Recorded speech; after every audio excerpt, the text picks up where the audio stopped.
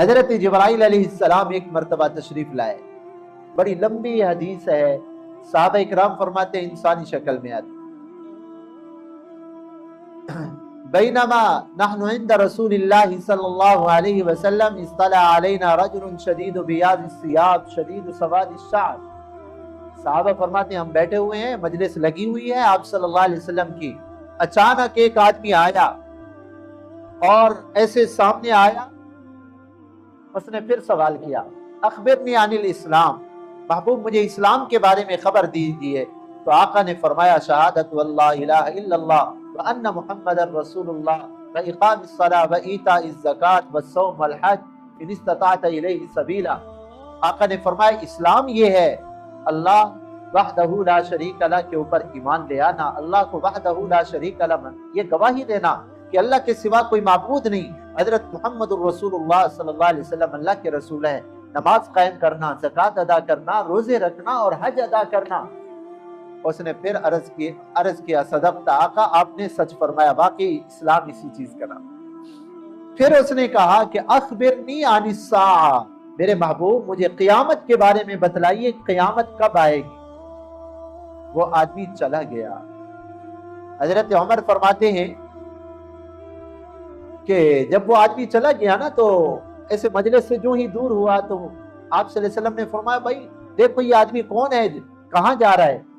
صحابہ فرماتے ہم گئے نہ دیکھنے کے لیے، بس ختم آنکھوں سے وہ نظر ہی نہیں آیا۔ کافر قیامت کو نہیں مانتے تھے، کوئی کہتے قیامت ہوگی، کوئی کہتے ہیں نہیں ہوگی، کوئی کہتے کیسے ہوگی۔ اللہ تعالیٰ فرماتے جب ہم نے پہلی مرتبہ پیدا کر دیا ہے تو کیا قیامت قائم فرما کے دوبارہ ہم پیدا نہیں کر سکتے کیا؟ اللهم صل على سيدنا محمد يا رب صل۔ سورۃ النمل آیت نمبر 65 اور 66 ہے اور 20واں پارہ ہے۔ پچھلی آیات کے اندر اللہ رب العزت نے اپنی توحید کے دلائل کو بیان فرمایا ہے۔ اگر کوئی ان پڑھ آدمی بھی ان دلائل کے اندر غور و فکر کرے کہ آسمان و زمین کو کس نے بنایا، بارش کا نظام کون چلاتے ہیں، پھر انسانوں کو کس نے پیدا کیا، مجبور اور بے بسوں اور بے کسوں کی فریاد کون سننے والے ہیں، اور اسی طرح جو ہے نا تاریکی کے اندر اور روشنی کے اندر راستہ کون دکھانے والے ہیں، اور مخلوق کو پیدا کرنے والے کون ہیں، دوبارہ کون لوٹائیں گے، تو انسان کا عقل بھی انسان کو یہ بات سوچنے پر مجبور کرتا ہے کہ یہ سب کام میرے اللہ کرنے والے۔ اس آیت کے اندر بھی اللہ کی توحید کی دلیل کو بیان فرمایا گیا، وہ یہ ہے کہ زمین و آسمان کے غیب کو جاننے والی ذات ایک اللہ کی ذات ہے۔ اللہ رب العزت کا علم اپنا ذاتی علم ہے، اللہ تعالیٰ نے کسی سے علم حاصل نہیں کیا۔ اللہ رب العزت کا علم اپنا ذاتی علم ہے اور کائنات کے ذرے ذرے کا علم اللہ تعالیٰ کو حاصل ہے، حتیٰ کہ مجھے نہیں پتا کہ شام تک میرے اوپر کیا حالات آنے والے ہیں، میرے اللہ پہلے ہی جانتے ہیں۔ وَلَقَدْ خَلَقْنَا الْإِنسَانَ وَنَعْلَمُ مَا تُوَسْوِسُ بِهِ نَفْسُهُ۔ اللہ تعالیٰ فرماتے ہیں انسان کو پیدا بھی ہم نے کیا ہے اور اس کے دل میں جو خیالات آتے ہیں ان خیالات کو بھی ہم جانتے ہیں۔ آنکھ کس ارادے سے اٹھتی ہے، یعلم خائنۃ الاعین، اللہ تعالیٰ اس کو بھی جانتے ہیں۔ کائنات کے ذرہ ذرہ جتنی بھی مخلوق ہے اللہ کے سامنے بالکل کھلی کتاب ہے، اللہ کے سامنے کوئی غیب نہیں ہے۔ غیب جو بولا جاتا ہے یہ ہمارے اعتبار سے جو چیزیں ہمیں نظر آتی ہیں ہم ان کو حاضر کہتے ہیں، اور جو چیز ہمیں نظر نہیں آتی ان کو ہم غائب کہتے ہیں۔ تو زمین و آسمان کے غیب اللہ تعالی جاننے والے ہیں، عالم الغیب اللہ کی ذات ہے۔ اس علم غیب کے اندر کوئی بھی شریک نہیں ہے۔ بعض کم بخت لوگ ایسے آئے ہیں جو اللہ کے اس صفت علم کے اندر جو ہے نا شریک ٹھہراتے ہیں، کہتے ہیں جیسے اللہ کو ہمارے حال کی ہر وقت خبر ہے، ہمارے فلاں کوئی بھی ہمارے ہر حال کی ہر وقت خبر ہے۔ یہ بات بالکل غلط ہے، جھوٹ ہے۔ اور اسی طرح کچھ مغیبات ایسی ہیں جو اصول کا درجہ رکھتی ہیں۔ وَعِندَهُ مَفَاتِحُ الْغَيْبِ، غیب کی کنجیاں اور غیب کے خزانے میرے اللہ کے پاس ہے۔ لا يعلمها الا هو، اللہ کے علاوہ کوئی نہیں جانتا۔ کل ہم کیا کھائیں گے کسی کو کچھ پتہ نہیں، یہ اللہ کو پتہ ہے۔ موت کس وقت آئے گی کسی کو کچھ پتہ نہیں ہے، یہ اللہ ہی جانتے ہیں۔ بارش کب آئے گی، کتنا آئے گی اور کس وقت آئے گی، اور کتنا علاقے کو سیراب کرے گی، یہ بھی اللہ ہی جانتے ہیں، اور کوئی نہیں جانتا۔ اسی طرح قیامت کب قائم ہوگی، قیامت کی نشانیاں آپ صلی اللہ علیہ وسلم نے بیان فرمائی ہیں۔ اللہ تعالیٰ نے اپنے انبیاء کو مخلوق اور امت سے زیادہ علم عطا فرماتے ہیں، لیکن نبی کا جو علم ہوتا ہے نا، وہ کس کا دیا ہوا ہوتا ہے؟ اللہ تعالیٰ کا دیا ہوا ہوتا ہے۔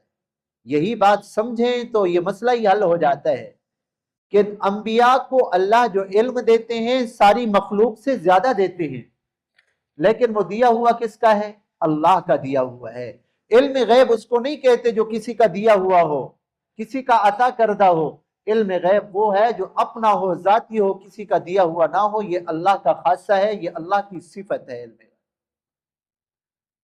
حضرت جبرائیل علیہ السلام ایک مرتبہ تشریف لائے، بڑی لمبی حدیث ہے، صحابہ اکرام فرماتے ہیں انسانی شکل میں آتی۔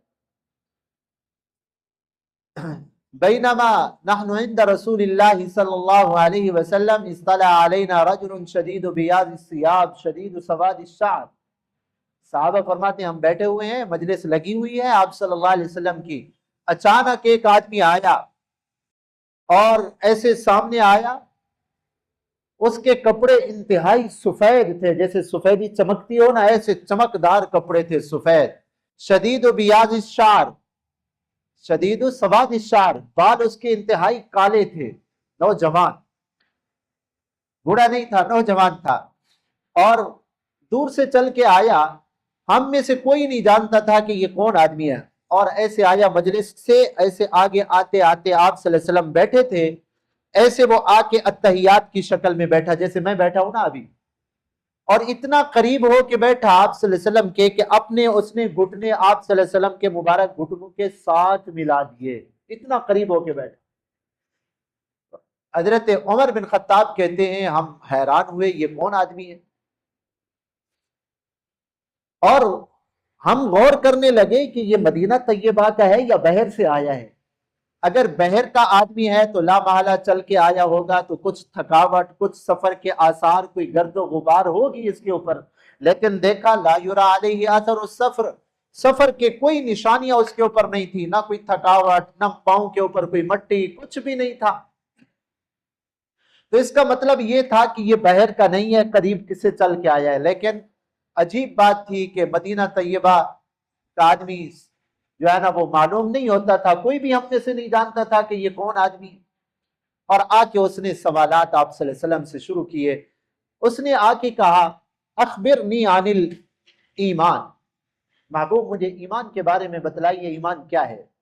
آپ صلی اللہ علیہ وسلم نے فرمایا ان تؤمن باللہ وملائکتہ وکتبہ ورسلہ والیوم الاخر والقدر خیرہ وشرہ من اللہ تعالی والبعث بعد الموت۔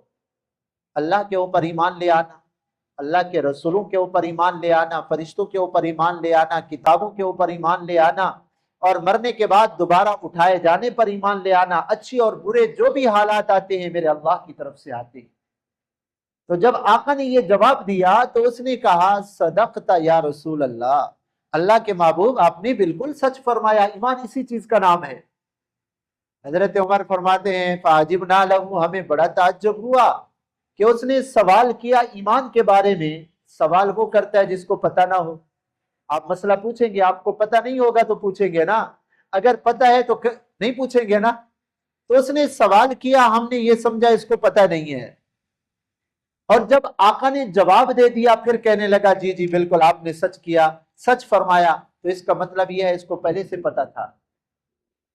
اس نے پھر سوال کیا اخبرنی عن الاسلام، محبوب مجھے اسلام کے بارے میں خبر دیجیے۔ تو آقا نے فرمایا شہادت واللہ الہ الا اللہ وان محمد رسول اللہ وإقام الصلاة وإيتاء الزکاة والصوم والحج إن استطعت إلیہ سبیلا۔ آقا نے فرمایا اسلام یہ ہے اللہ وحدہ لا شریک لہ کے اوپر ایمان لے آنا، اللہ کو وحدہ لا شریک لہ یہ گواہی دینا کہ اللہ کے سوا کوئی معبود نہیں، حضرت محمد الرسول اللہ صلی اللہ علیہ وسلم اللہ کے رسول ہے، نماز قائم کرنا، زکوٰۃ ادا کرنا، روزے رکھنا اور حج ادا کرنا۔ اس نے پھر عرض کیا صدقت آقا، آپ نے سچ فرمایا، واقعی اسلام اسی چیز کا نام۔ آقا پھر اس نے سوال کیا اخبرنی عن الاحسان، مجھے احسان کے بارے میں بتلائیے کہ احسان کس کو کہتے ہیں۔ آپ صلی اللہ علیہ وسلم نے فرمایا احسان کا ایک تو معنی ہم مانتے ہیں نا، یہ سمجھتے ہیں کہ بھائی کسی کو کوئی چیز دے دو اور بدلہ نہ لو تو ہم اس کو احسان کہتے ہیں۔ آپ نے پانی پلا دیا، چائے پلا دی، کچھ لے کر دے دیا اور بدلہ نہیں لیا، ہم اس کو احسان کہتے ہیں۔ لیکن آقا نے فرمایا احسان یہ ہے ان تعبد اللہ کانک تراہ فإن لم تکن تراہ فإنہ یراک۔ احسان یہ ہے اللہ کی عبادت اس طرح کرو گویا تم اللہ کو دیکھ رہے ہو۔ اللہ تعالیٰ تمہارے سامنے ہے، جیسے مالک سامنے ہو، مزدور کام کرے تو کیسے ڈنڈی مارے گا، کام کے اندر نہیں مارے گا کہ مالک دیکھ رہا ہے۔ فرمایا ایسے عبادت کرو کہ اللہ کو دیکھ رہے ہو۔ اگر یہ ایمان کی کیفیت نہیں بنتی تو پھر یوں سمجھو فإنہ یراک، مجھے اللہ دیکھ رہے ہیں، میں اللہ کی نظروں کے اندر۔ اس نے پھر عرض کیا صدقت، آپ نے بالکل سچ فرمایا، اسی کا نام احسان ہے۔ پھر اس نے کہا کہ اخبرنی عن الساعہ، میرے محبوب مجھے قیامت کے بارے میں بتلائیے، قیامت کب آئے گی۔ آپ صلی اللہ علیہ وسلم نے فرمایا مل مسئول عنہا بأعلم من السائل، بھائی سوال کرنے والے جتنا قیامت کے بارے میں تم جانتے ہو، تمہیں بھی ٹھیک وقت معلوم نہیں ہے نا، تو ایسے مجھے بھی پتہ نہیں قیامت کون سی تاریخ کو آئے گی۔ انہوں نے پھر عرض کیا کہ چلو پھر یہ بتاؤ قیامت کی کوئی نشانیاں بتلاؤ۔ آقا نے فرمایا ہاں، ان تلد الامۃ ربتها وان ترى الحفاة العراة العالة رياء الشاة يتطاولون في البنيان۔ آقا نے فرمایا قیامت کی نشانیاں یہ ہیں کہ قیامت کے قریب ماں باپ کی حیثیت نوکروں جیسی ہو جائے گی، اولاد ماں باپ کے اوپر حکم چلائے گی، نافرمانی بڑھ جائے گی ماں باپ کی۔ پہلا دور ہوتا تھا، ہم جب بچے ہوتے تھے نا تو والد کوئی بات کہہ دیتے، بڑا کوئی بات کہہ دیتا، بس سر جھکا کے چھوٹے چلے جاتے، جی بڑے کا حکم آ گیا، نہیں ابا کے سامنے ہم بات نہیں کر سکتے۔ یہ ادب احترام ہوتا تھا، حتیٰ کہ ہم نے یوں بھی دیکھا جس چارپائی کے اوپر والد صاحب بیٹھے ہوتے تھے، بیٹے کو جرأت نہیں ہوتی تھی اس جگہ پہ بیٹھے، ادب احترام ایسے ہاتھ باندھ کے کھڑے ہوتے تھے۔ آج دور کو دیکھ لیں، ماں باپ کو لوگ قتل کر رہے ہیں، اولاد بیٹیاں بیٹے یہ قتل کر رہے ہیں، خصوصاً بیٹیوں کی نافرمانی آقا نے فرمایا بڑھ جائے گی۔ اور پھر دیکھو گے کسی زمانے میں جو لوگ غریب ہوں گے ان کے پاس اتنا دولت آئے گی، فراوانی آئے گی کہ بڑی بڑی عمارتیں وہ بنائیں گے۔ یہ قیامت کی نشانیاں جب یہ علامات ظاہر ہو جائیں۔ وہ آدمی چلا گیا، حضرت عمر فرماتے ہیں کہ جب وہ آدمی چلا گیا نا تو ایسے مجلس سے جو ہی دور ہوا تو آپ صلی اللہ علیہ وسلم نے فرمایا بھائی دیکھو یہ آدمی کون ہے، کہاں جا رہا ہے؟ صحابہ فرماتے ہم گئے نہ دیکھنے کے لیے، بس ختم آنکھوں سے وہ نظر ہی نہیں آیا۔ آقا نے فرمایا یہ حضرت جبرائیل علیہ السلام تشریف لائے تھے انسانی شکل میں۔ ہاں جو ہی دروازے سے باہر گئے وہ تو اللہ کے پاس چلے گئے نا، انسانوں کو کہاں نظر آتے؟ فرمایا یہ جبرائیل علیہ السلام تشریف لائے تھے جو تمہیں سوالات کرنے کا انداز سکھا رہے تھے۔ بہرحال اس حدیث کو بیان کرنے کا مقصد یہ ہے کہ غیب کا علم اللہ کے پاس ہے، نہ کسی فرشتے کو پتہ ہے نہ کسی پیغمبر کو پتہ ہے کہ قیامت کب آئے گی۔ اسی طرح اللہ تعالیٰ نے حضرت موسیٰ علیہ السلام، حضرت خضر علیہ السلام کا واقعہ بیان کیا، بڑا لمبا واقعہ بیان کیا۔ کچھ چیزوں کا علم حضرت خضر علیہ السلام کو تھا، حضرت موسیٰ علیہ السلام نہیں جانتے تھے۔ 16ویں اور 15ویں پارے کے آخر میں اللہ نے اس کا ذکر کیا ہے۔ اور حضرت موسیٰ علیہ السلام کو جب علم نہیں تھا تو حضرت خضر علیہ السلام تو اللہ کے حکم سے وہ کام کر رہے تھے، تو پھر حضرت خضر علیہ السلام نے بتایا کہ بھئی یہ اللہ نے مجھے بتایا تھا۔ اور پھر حدیث پاک میں آتا ہے یہ دونوں حضرات سمندر کے اوپر بیٹھے چلے گئے نا کنارے پہ، ایک چڑیا آئی پانی پینے کے لیے، چڑیا آئی پانی پینے کے لیے، تو اس نے پانی پیا، اس کی چونچ کے اوپر جو تھوڑا سا پانی لگ گیا، کتنا لگا ہوگا؟ بالکل تھوڑا۔ تو حضرت خضر علیہ السلام نے فرمایا حضرت موسیٰ علیہ السلام سے کہ موسیٰ علیہ السلام، میرا اور آپ کا علم اور ساری کائنات کا علم اللہ رب العزت کے علم کے سامنے یہ بھی حیثیت نہیں رکھتا، جیسے ایک طرف ٹھاٹھے مارتا سمندر ہے، پانی ہے اس کے اندر، ایک طرف اس چڑیا کی چونچ کے اوپر جو پانی لگا ہوا ہے۔ کائنات ساری کا علم مل کر اللہ کے علم کے مقابلے میں یہ بھی حیثیت، اللہ کا علم کامل اور مکمل، ذرے ذرے کا علم ہے۔ تو بعض لوگ اللہ معاف فرمائے کہتے ہیں ہمارے جو ہے نا پیر صاحب کو بھی غیب کا علم ہے، بعض لوگ تو یہ کہتے ہیں کہ جنات کو بھی غیب کا علم ہے، بعض تو کہتے ہیں پتہ نہیں مرغے کو بھی غیب کا علم ہے، کبے کو بھی غیب کا علم ہے، معاذ اللہ ثم معاذ اللہ۔ یہ ساری شرکیہ باتیں ہیں۔ غیب کا علم میرے اللہ کی ذات کو ہے۔ یہی فرمایا قل، میرے محبوب آپ فرما دیجئے، لا یعلم من فی السماوات، جو آسمانوں میں ہیں فرشتے، والارض، جو مخلوق زمین کے اندر ہے، لا یعلم الغیب، وہ غیب کو نہیں جانتے، الا اللہ، غیب کا علم میرے اللہ کو ہے۔ وما یشعرون، یہ جو مخلوق ہے ان کو تو اتنا بھی شعور نہیں ہے، ایان یبعثون، ان کا حشر کب ہوگا، کب قیامت قائم ہوگی، ان کو تو اتنا بھی پتہ نہیں۔ یہ غیب کا علم کیا جانے۔ بل ادارک علمہم فی الآخرہ، آخرت کے بارے میں ان کا علم گر گیا یا کمال تک پہنچ گیا۔ یعنی لوگ جو ہے نا آخرت کے معاملے میں شکوک و شبہات کا شکار ہیں۔ اما یتساءلون عن النبأ العظیم الذی هم فیہ مختلفون، کافر قیامت کو نہیں مانتے تھے، کوئی کہتے قیامت ہوگی، کوئی کہتے ہیں نہیں ہوگی، کوئی کہتے کیسے ہوگی۔ اللہ تعالیٰ فرماتے ہیں جب ہم نے پہلی مرتبہ پیدا کر دیا ہے تو کیا قیامت قائم فرما کے دوبارہ ہم پیدا نہیں کر سکتے کیا؟ بلکہ وہ تو ایک اللہ کی طرف سے آواز ہوگی، فَإِذَا هُم مِّنَ الْأَجْدَاثِ إِلَىٰ رَبِّهِمْ يَنْسِلُونَ، اللہ تعالیٰ فرماتے ہیں وہ قبروں سے جو ہے نا مٹی جھاڑتے ہوئے سروں سے اٹھیں گے اور ایسے دوڑتے ہوئے جائیں گے جیسے کسی نشان کی طرف جا رہے ہیں، کوئی دیر نہیں لگے گی قیامت قائم کرنے میں۔ بل ہم فی شک منہا، یہ کافر قیامت کے بارے میں شک کے اندر ہیں، بل ہم منہا عموم، بلکہ وہ اندھے بنے ہوئے ہیں۔ ایک ہوتا ہے آنکھوں کا اندھا ہونا، یہ کوئی عیب کی بات نہیں، ایک ہے دل کا اندھا ہونا، یہ بڑی عیب کی بات ہے۔ آپ صلی اللہ علیہ وسلم نے فرمایا بدترین اندھا پن وہ دل کا اندھا پن ہے، عقیدہ صحیح نہ ہو، عمل صحیح نہ ہو، اللہ کو راضی نہ کرے، شرک کے اندر آدمی مبتلا ہو جائے، یہ آدمی ہے اندھا، دل کا اندھا۔ اگر آنکھوں کا اندھا ہے، بعض لوگ ایسے ہوتے ہیں آنکھوں کی بینائی نہیں ہوتی لیکن بڑے بڑے علماء گزرے ہیں، بڑے بڑے اللہ والے گزرے ہیں، ظاہری آنکھیں نہیں تھی لیکن اللہ نے دل کو ایسا روشن کیا تھا کہ اللہ کے ولی ہو کے گزرے ہیں۔ کچھ لوگ ایسے ہیں، بلکہ بہت بڑی تعداد لوگوں کی ایسی ہے کہ اللہ نے ظاہری آنکھیں تو دی ہیں اپنے آپ کو سمجھنے کے لیے لیکن دل ان کا اندھا ہو گیا، اللہ کی دلائل قدرت میں غور و فکر نہیں کرتے، شرک کے اندر، کفر کے اندر ساری زندگیاں گزار دیتے ہیں اور دل کے اندھے بن کے اس دنیا سے چلے جاتے ہیں۔ اللہ تعالیٰ جیسے ہمیں آنکھوں کی روشنی عطا فرمائی ہے، ایسے اللہ ہمارے دل کو بھی بینا فرما دے اور اپنی توحید کے دلائل سمجھنے کی اللہ توفیق عطا فرمائے، توحید کے اوپر قائم رہنے کی، اور اسی کے اوپر اللہ ہمیں موت